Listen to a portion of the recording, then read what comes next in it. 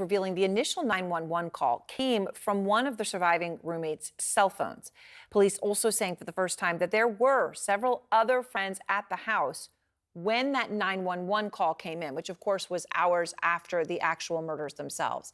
Now, despite these details, police tonight still have no suspect, no weapon, no motive. Camilla Bernal is out front in Moscow, Idaho.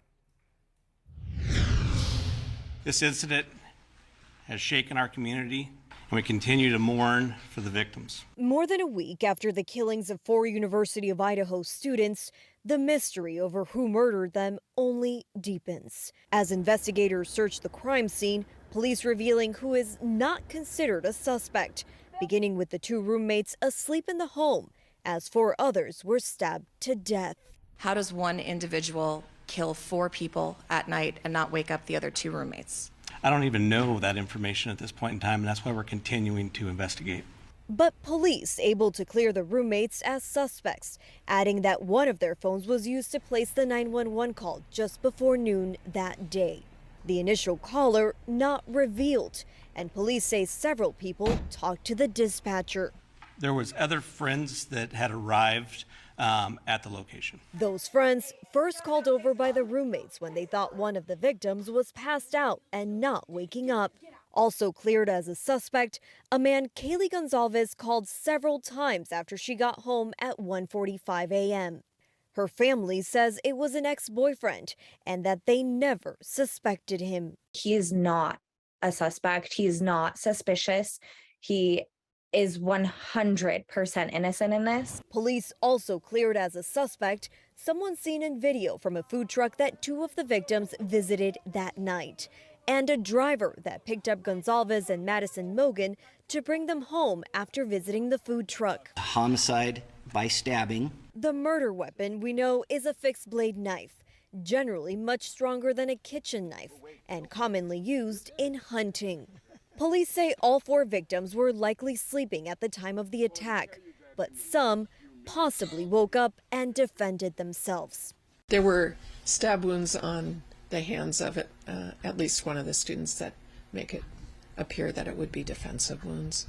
Authorities canvassing neighborhoods for clues and additional video as flyers reading "Please help" appeared around the neighborhood.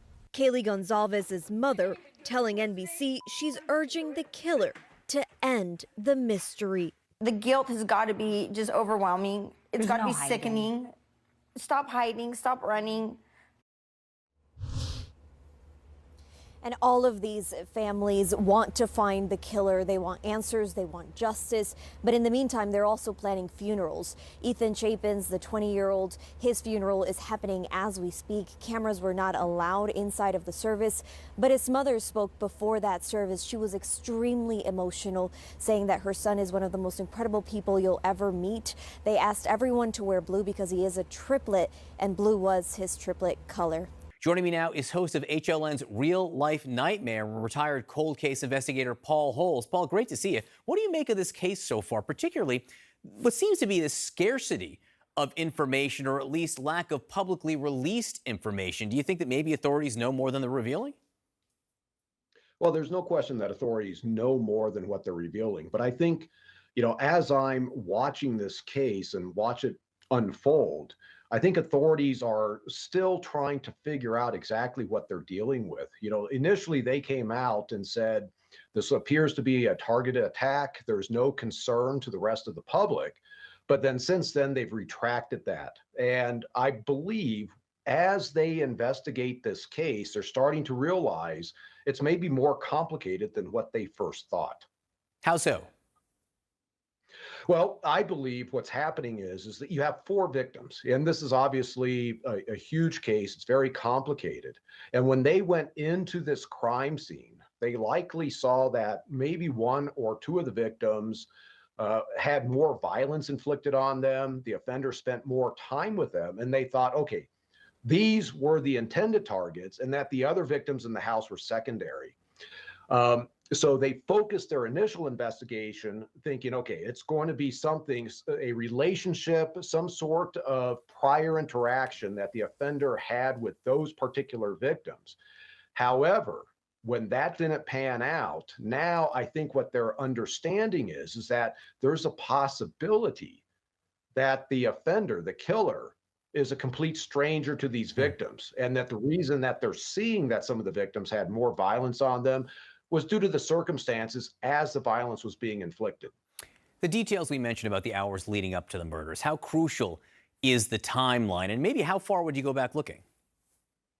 Well, the timeline is absolutely crucial. It's possible that that night, that while the victims are out, enjoying their college years, that the offender could have interacted with them or have seen them and followed them back.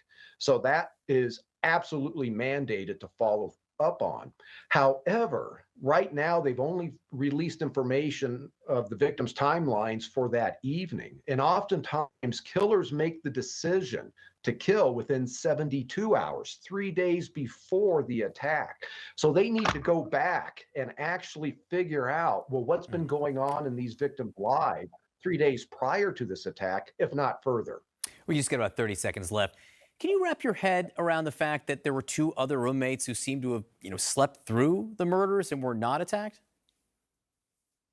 Well, from afar, you have 6 people inside this house, 4 are killed. For me, it's where are these victims inside the house? These 2 roommates may have been in a house that's more isolated than where the other victims were, and that's why they were spared, or they weren't the target of this particular offender. Paul Holes, we appreciate your time tonight helping us understand, which at this point is really still a big mystery.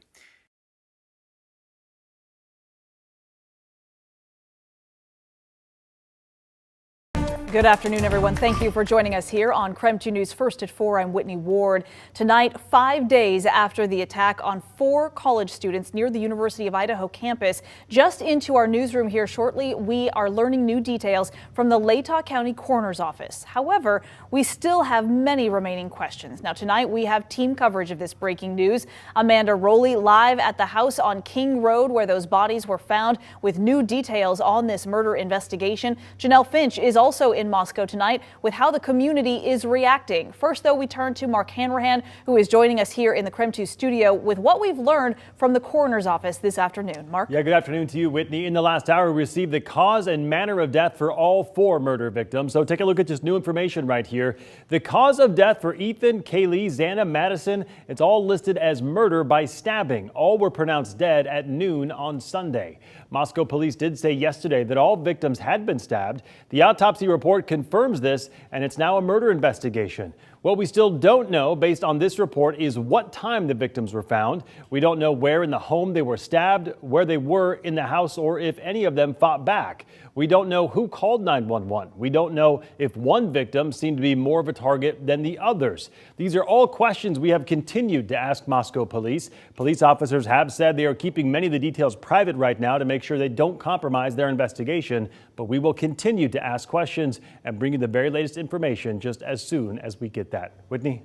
All right, Mark, thank you very much. Now, the bodies of 20-year-old Xana Kernodle, 21-year-old Madison Mogen, 21-year-old Kaylee Goncalves, and 20-year-old Ethan Chapin were all found in a house just steps away from the University of Idaho campus. That was around noon on Sunday. Police have been keeping a lot of that information close, as we said, regarding this investigation.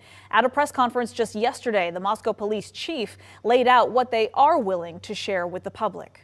Well, police confirmed all 4 students killed by a knife. However, they have not recovered that weapon. They also confirmed the victims were the only ones in the house when the bodies were found. 2 other roommates, though, were home at the time. Police say they were not hurt. They also believe there was no forced entry into the home. They gave more details about the scene just yesterday. We're not 100% sure if the door was unlocked, but there was no damage to anything, and the door was still open when we got there. Moscow police now appealing to the public for additional information. They have set up a tip line for people to call if they have any information that may be relevant to this investigation. That number, as you can see right there on your screen, it is 208-883-7180. The Idaho State Police also say they have seen an increase in tips since their press conference just yesterday afternoon, asking for more information. We are not getting a ton of information from the new autopsy report that was just released here in the last hour.